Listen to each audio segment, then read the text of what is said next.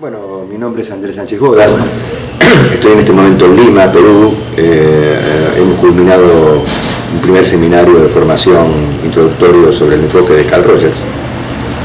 Quiero decir primero que me sentí muy bien acogido por el grupo de APAEL que me convocó y bueno, me sentí muy cómodo, ¿no? Y en este reportaje se me ha preguntado quién soy. Bueno, soy un psicólogo argentino que se recibió hace 40 años en la Universidad Nacional de Buenos Aires. Me recibí como un psicólogo clásico de la República Argentina en ese momento, que seguíamos el pensamiento de Freud y de Melanie Klein. Trabajé varios años dentro de ese modelo, pero como en algún lugar de mi alma o de mi psiquis o de mi interioridad, como lo queremos llamar, había aprendido una idea gracias a un tío mío que me había prestado un libro cuando tenía 15 años yo, que fue El ser y la nada de Sartre. Había en mí algo así como, que después descubrí que es el pensamiento existencial. Y yo sentía que dentro de Melanie Klein eso no me cerraba, pero era lo que sabía hacer y entonces trabajaba de eso. Hasta que las cosas de la vida, me entero de que alguien que venía de Europa traía el pensamiento de alguien llamado Carl Rogers, había estudiado eso en la Sorbonne, en París, en el Institut Catholique de París. Un colega mío me dice, yo sé que a vos te interesan esas cosas raras, porque en ese momento era algo raro, y fui a verlo a Manuel Artiles, que volvía de ese viaje, de haber estudiado, y realmente me interesó mucho el pensamiento de Rogers, y decidí hacer un proceso de cambio, de transformación. Me formé en ese pensamiento con un grupo pequeño de colegas y lentamente fui pasando del psicoanálisis al enfoque rogeriano. Paralelamente, como no estaba del todo convencido todavía en ese momento de la validez o de la eficacia o eficiencia de este modelo, simplemente me gustaba. Me gustaba porque daba cuenta del concepto de persona, daba cuenta de un modelo más filosófico, no tanto de un modelo médico como es el modelo psicoanalítico. Daba cuenta de una forma de entender y de escuchar a la gente más como personas que como pacientes. Daba cuenta de esta idea existencial de Sartre y después, bueno, Heidegger, Merleau-Ponty, Husserl y todos esos autores, Spinoza, Kierkegaard, Camus. Uno podría nombrar muchos autores hoy. Y exploré la Gestalt, hice cursos, me formé en Gestalt también algún tiempo, exploré el psicodrama, exploré el ensueño despierto, también hice algunos cursos de pensamiento sistémico. Sí, realmente recorrí muchas líneas, estaba buscando mi identidad profesional, sabía que no quería ser psicoanalista y todavía no sabía bien qué quería hacer, mientras tanto seguía atendiendo. Espero no haber hecho mucho daño en ese momento con mi búsqueda de identidad, hasta que alrededor de mis 30 años aproximadamente decidí, me convencí de que el enfoque centrado en la persona, así se llama hoy, de Carl Rogers, era mi modelo, porque encaja con mi persona. Un modelo que básicamente busca el encuentro, busca la salud, cree que es posible la salud, el desarrollo de los potenciales, todo eso que sabemos o saben algunas personas que toman ese modelo. Eso me llevó hacia conocer lo que es el counseling, porque Rogers fue uno de los principales motivadores de esta disciplina que existe en 40 y pico de países. Y bueno, y decidí crear una institución, decidí introducir esa profesión en mi país y bueno, y hoy soy el introductor de esta profesión en Argentina y el transmisor de esta idea.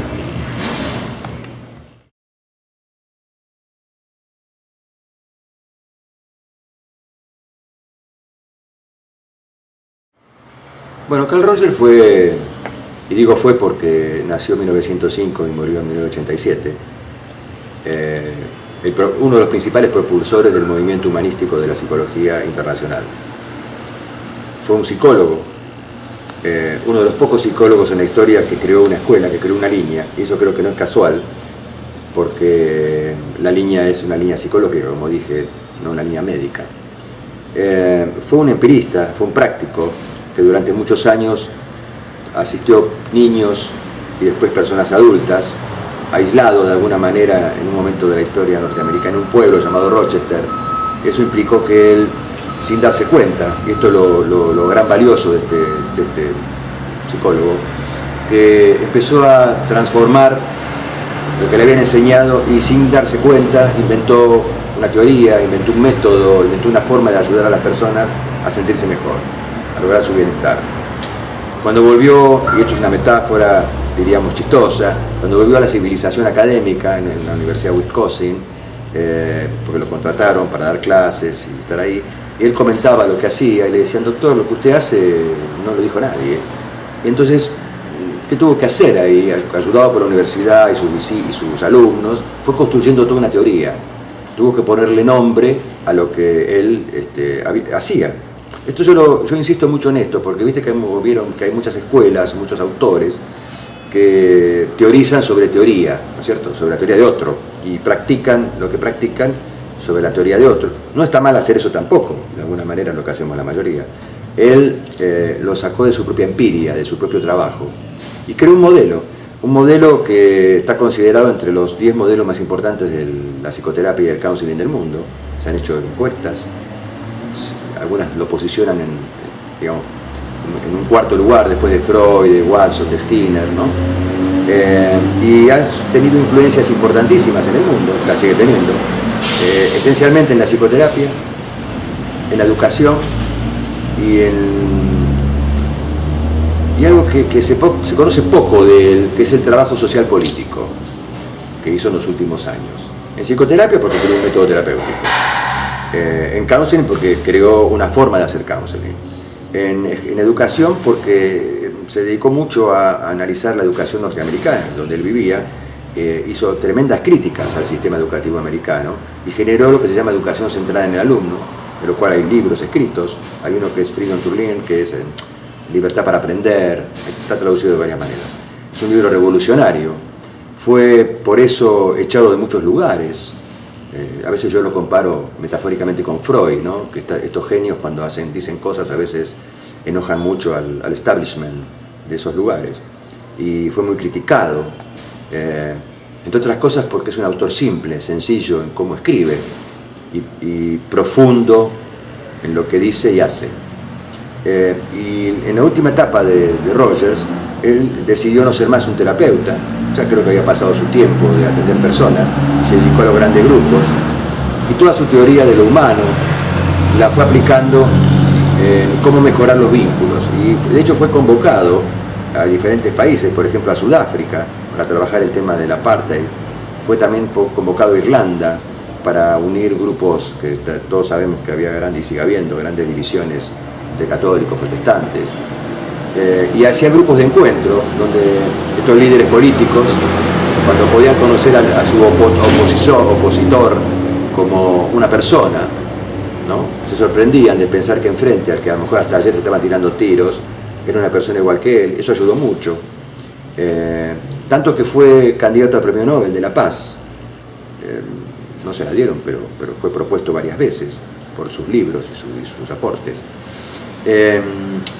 Si se me pregunta también, cuáles fueron sus influencias, es muy curioso esto, porque en realidad él fue formado como un típico psicólogo norteamericano de la década del 20 y 30, en psicoanálisis y en conductismo.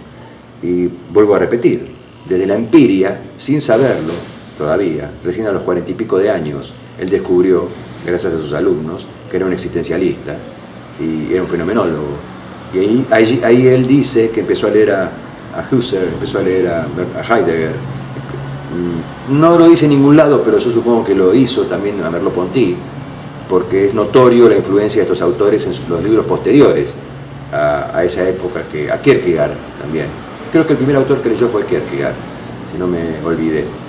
Y también es importante, recobró algo que había quedado en su historia, que fue todo el pensamiento oriental, que como sabemos también está muy vinculado al pensamiento de Heidegger.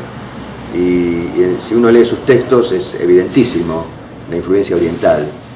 No explícita, él no dice en ningún lado, esto me inspiró en. Y también es interesante decir otra cosa, también se nota mucho la influencia religiosa. Él era hijo de pastores protestantes, muy rígidos. Como tuvo grandes dificultades con el padre cuando elige ser psicólogo y no pastor, que parece su designio familiar, él se peleó y tuvo muchos años distanciado de su familia. Inclusive llegó a decir que era ateo en algún momento, o agnóstico.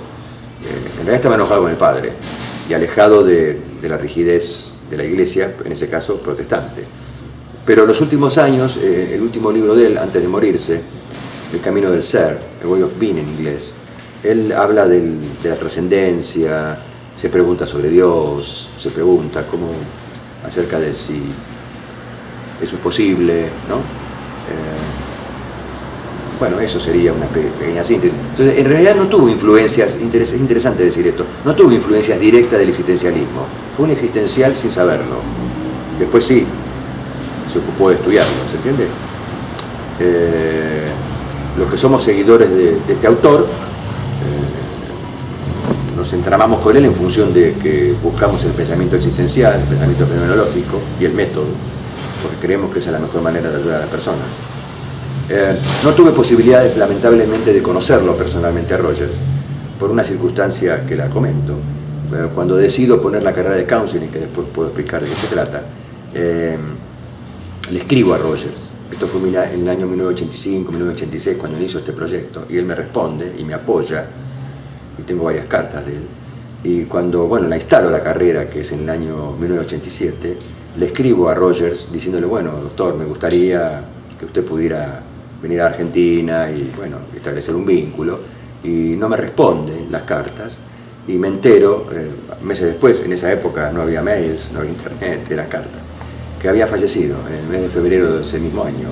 Así que no tuve la posibilidad de conocerlo directamente. Sí, a través de ser quien soy hoy en el modelo rogeriano, que de alguna manera podríamos decir que soy uno de los representantes latinoamericanos de este modelo.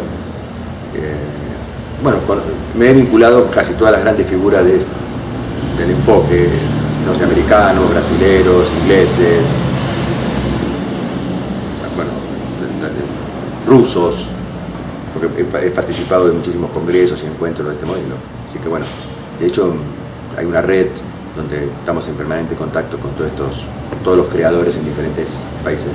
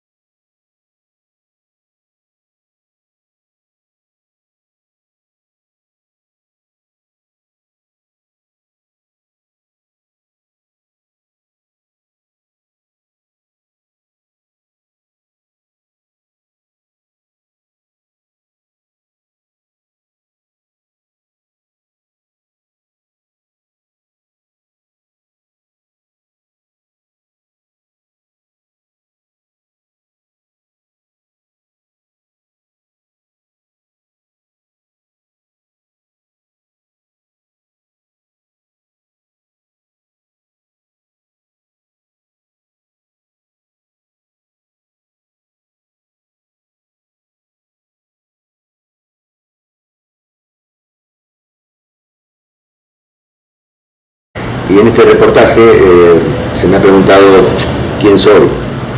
Soy un psicólogo argentino que se recibió hace 40 años en la Universidad Nacional de Buenos Aires. Me recibí como un psicólogo clásico de la República Argentina en ese momento, que seguimos el pensamiento de Freud y de Melanie Klein.